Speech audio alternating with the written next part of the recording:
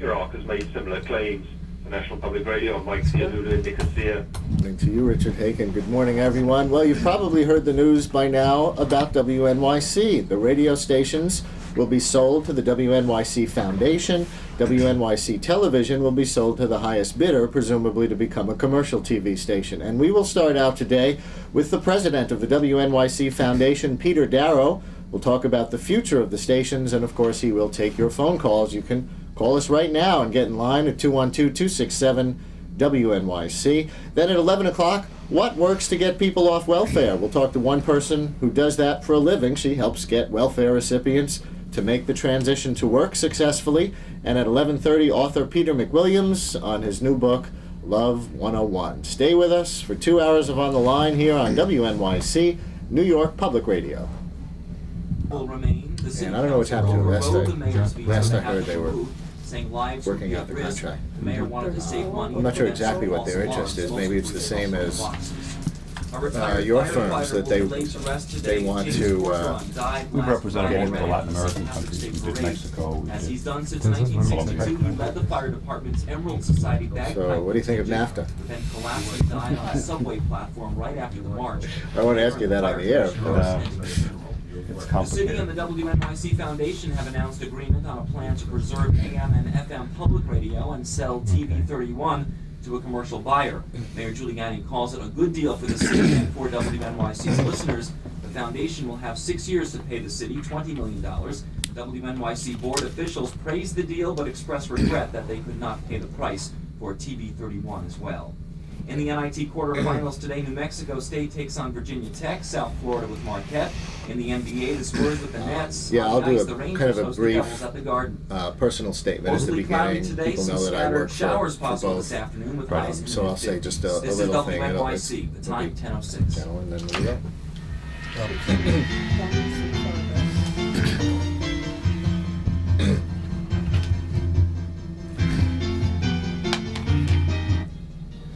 This is On the Line. I'm Brian Lehrer. Our first topic today is ourselves, WNYC. Ever since Mayor Giuliani was elected, the future of WNYC AM, FM, and TV has been in doubt, as aides close to the mayor and finally the mayor himself advocated getting the city out of the broadcast business and selling all three stations. The big question was, would they be sold in a way that preserved them as public broadcasting stations, or would they be turned into commercial stations? And now we finally know the answer. Mayor Giuliani and the WNYC Foundation have announced an agreement under which our own nonprofit foundation will buy the radio stations for a big discount, but WNYC TV will go on the block to the highest bidder, meaning it will almost certainly be lost as public television. Foundation President Peter Darrow is quoted in the Daily News today as calling the moment bittersweet, and that certainly reflects my own feeling. As most of you know, I host programs on both radio and television here, and I've really come to value the cultural contribution of WNYC television on many levels to New York City: local public affairs, local arts programming, immigrant programming, and we have a wonderful, creative, and dedicated staff at our TV station, and all of that will be a great loss for us and for the city.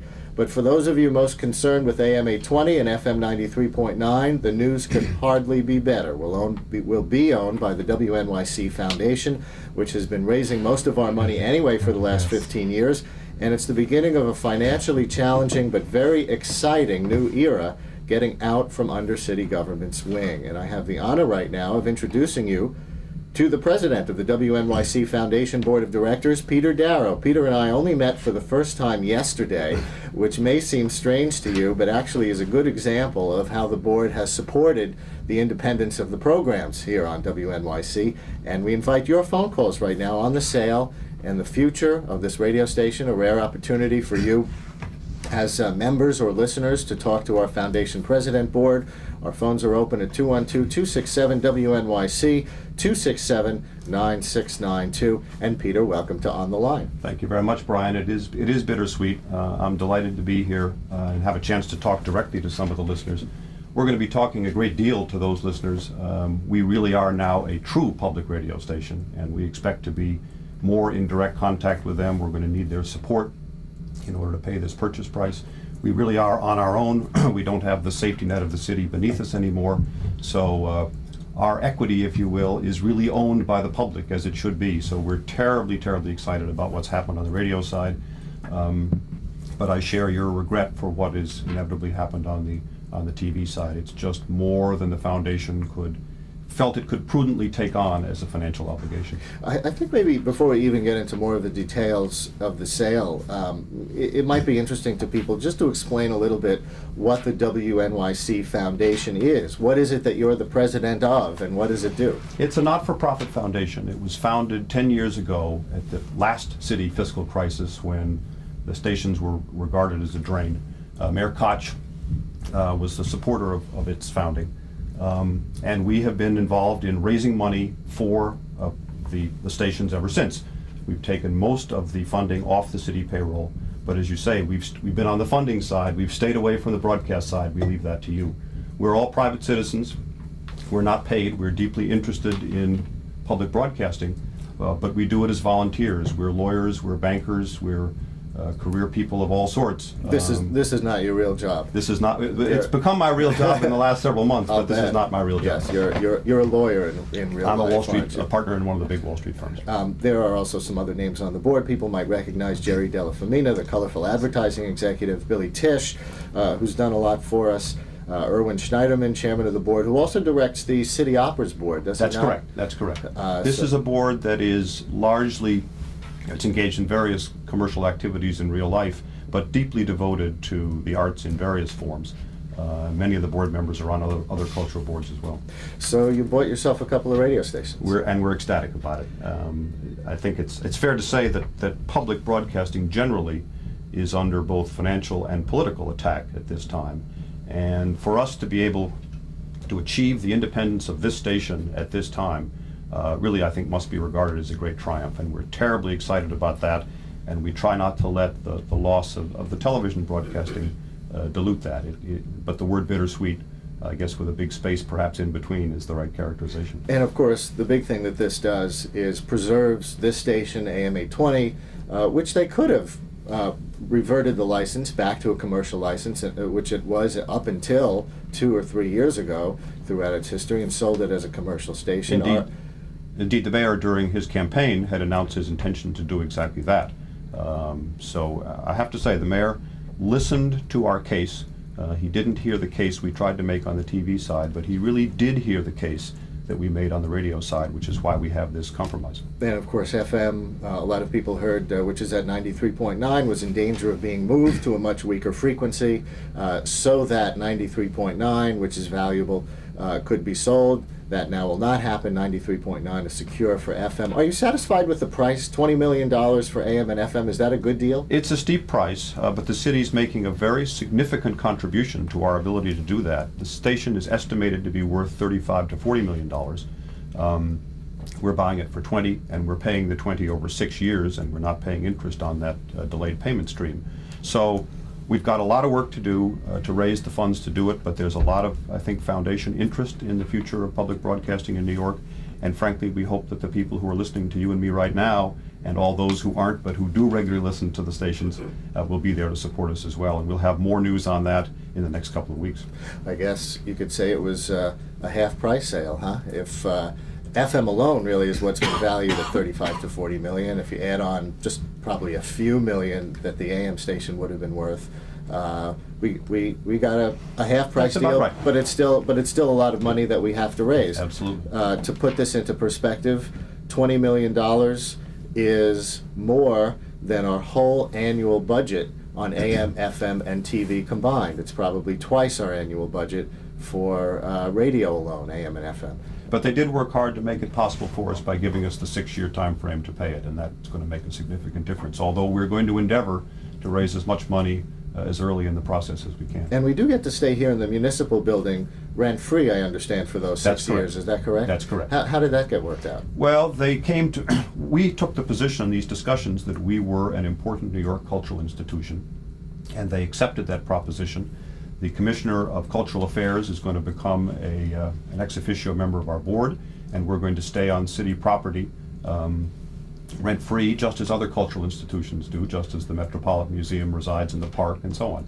But it's symbolic of their acceptance of the cultural value that we have to the city, and although they're going to sell the license, we're going to continue to be supported by them in these ways. Let's take some phone calls. What do All you right. say? Our lines are jammed. People want the opportunity to talk to you. It's not every day that the president of the WNYC Foundation Board comes on, and obviously it's not every day that we have this kind of news, which is why this is That's right. happening. And so let's go to the phones for our Foundation Board President, Peter Darrow, at 212-267-WNYC, 267-9692, and Karen in Manhattan, you're on the line. Hi. Oh, I'm so pleased to have been given the opportunity. I would just like to say that I'm a music lover first and foremost, and I'm really very, very relieved that New York City will still have a classical music station.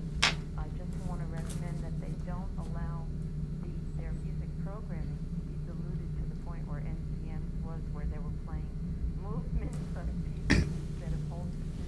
I'm sure that it won't happen.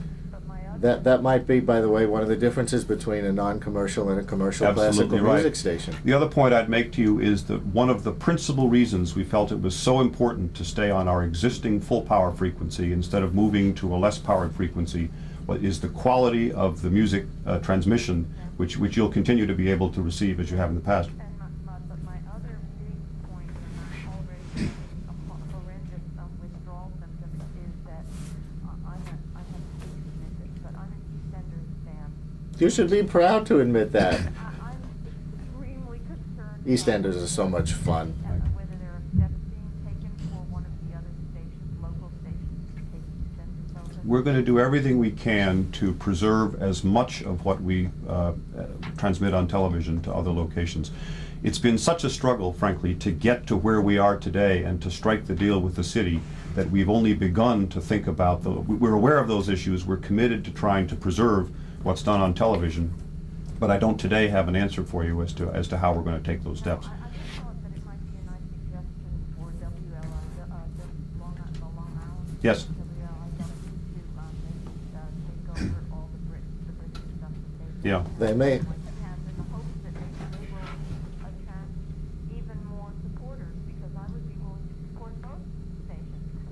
We'll pass that on, and I'm sure they'll be glad to hear it. I'm sure that we're going to find homes for much of what we do, but it's at the top of our agenda. I have a feeling that EastEnders has a pretty good chance of being picked up by somebody because we know its fundraising track record. It's been very popular, and people, no, not hardly, and people have called in, I think for that, at or close to the top of the list of successful shows for membership on WNYC television. And after all, it's probably the most fun soap opera since Mary Hartman.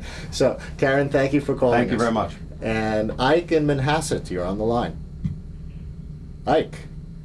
Okay, Ike is right now. He's running from Manhasset across the city line into Queens. And hi, Ike. I just want to say that I have this limited funds thinking of the possibility that NYC can go off the air.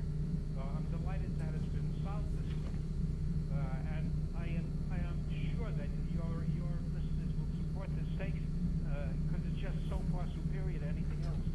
You know, insofar as the discussion of who will pay for public television, it's simple. The commercial stations should pay for it. They make plenty of money, and they put on a bunch of crap. Nevertheless, they should pay for public television. However, I can assure you that I'll be glad to pay for NYC. And for that matter, if it were privately owned, you would not have had Curtis sue on. That's certainly right. That's certainly right. Well, I appreciate your remarks. There are some proposals that commercial TV ought to be supporting not-for-profit TV. Unfortunately, we're no longer going to be in that business. But I appreciate your support, and we're going to be counting on you and all of our other listeners to help us get this done. Ike, I'm sure you can count on your listeners because we just love the station. It's the only place to get the kind of programming that you put on.